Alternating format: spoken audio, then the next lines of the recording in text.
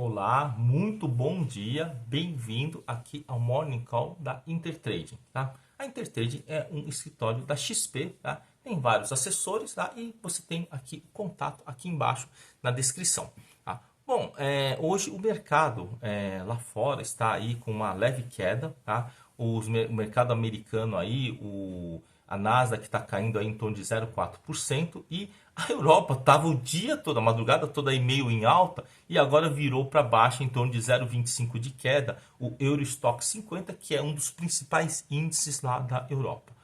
Vamos dar uma olhada aqui nas commodities, né? As commodities, hoje o petróleo está caindo, aí petróleo caindo em torno aí de 1,5%, veio novamente abaixo dos 80 dólares, o Brent, né? Petróleo realmente está muito difícil, olha... eu tenho amigos que operam petróleo, estão levando um baile feio esses dias, tá? Tem um amigo que opera petróleo lá em Londres, o cara é o cara, assim, olha, eu sinceramente eu falo que eu não tenho mais, como que é, condições neurológicas, né, para operar o petróleo. O cara continua operando, ele tem a minha idade, 56 anos, ele continua operando petróleo da pesada, e foi que semana passada, né, ele levou uns bailes, tem levado uns bailes, ele até teve um dia que ele teve que dar uma parada. Está muito difícil, está muito imponderável o petróleo.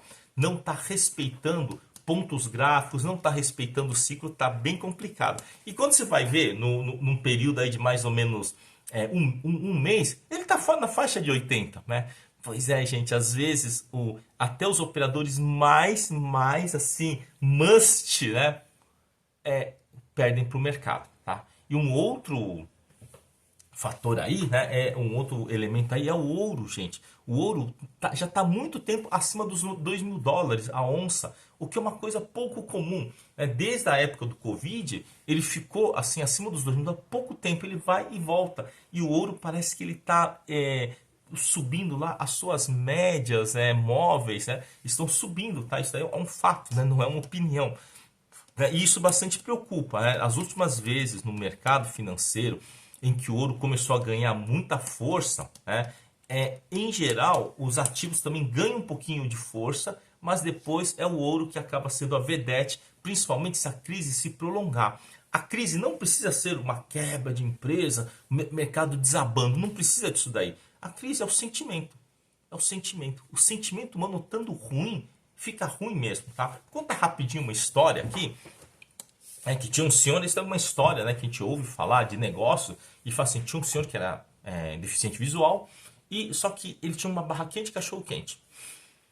E aí, numa estrada, aí passava o pessoal lá, comprava, aí ele foi prosperando, depois passou a vender hambúrguer, refrigerante, e aí foi crescendo, depois montou uma vendinha lá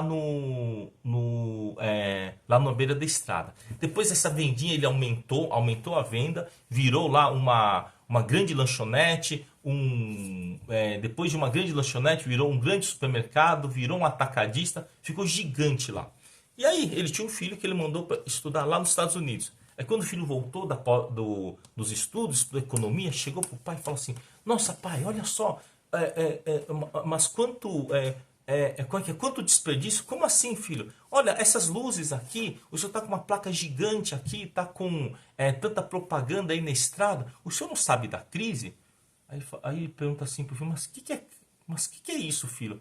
A crise é quando as pessoas param de consumir. E aí, como o pessoal para de consumir, os comerciantes, né, os fabricantes começam a produzir menos. E quando produz menos, as coisas até encarecem. E aí os consumidores não compram mais porque as coisas estão muito caras. E aí ele fala do circuito perverso. E aí depois no final fica todo mundo lascado, ferrado e ninguém tem grana, né? Aí ele falou assim, nossa, eu nunca tinha ouvido falar na crise, filho. E aí o senhor era um deficiente visual, fala, mas o meu filho estudou lá fora, ele deve saber o que está falando. Aí o que ele fez? Ao invés de manter as luzes acesas durante a madrugada toda, ele pegou e já começou a não manter as luzes, né, do entreposto, praticamente, que ele tinha criado, aceso, né? Começou a estocar menos mercadoria, e aí chegavam lá os clientes, poxa, não tem tal mercadoria, não tem tal mercadoria, e aí os clientes foram se dispersando, e ele começou a investir cada vez menos no negócio, né, de repor lá o dinheiro, e aí o que acontece?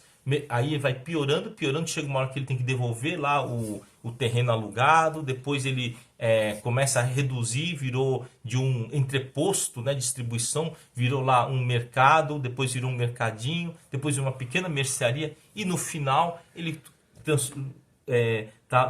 reduziu, ficou uma pequena lanchonete, e ele voltou a vender somente cachorro quente lá no meio da estrada. Aí ele continua lá, ele começa a pensar, poxa, o meu filho tinha razão, né? A crise é braba mesmo, tá?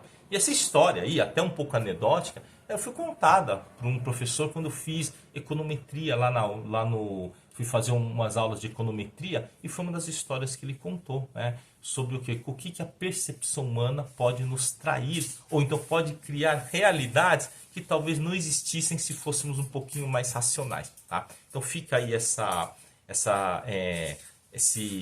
chamada, né? Essa lição, né? De que nós temos que acreditar no que nós fazemos e não ficar olhando demais para o que os outros pensam. Claro, podemos estar errado, mas uma coisa que eu aprendi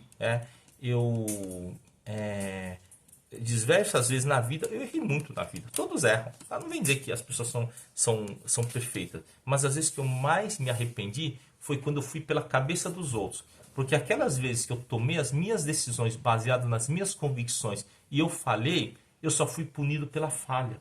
Agora, quando você toma a sua decisão baseado no que os outros vão pensar e ainda assim você falha, você é punido duas vezes. Uma pela falha, pelo erro, e outra, né, pela frustração de não ter seguido as suas convicções íntimas.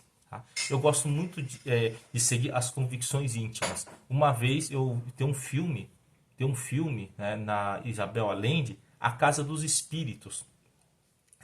E o protagonista, né, que é um senhor de terras, né, vai lá estar discutindo com a esposa dele em relação aos comportamentos da filha. E ele fala que a filha dele não obedece ele, fala umas coisas. E a mãe fala assim, mas pelo menos ela é fiel aos seus sentimentos. Então, na dúvida, seja fiel aos seus sentimentos. Valeu? Então, é isso aí, muito bom dia, tá? E os preparativos para o Natal, vamos começar a reduzir a mão das posições, vencedoras ou perdedoras, tá? E nos preparar aí para o próximo ano que vem chegando.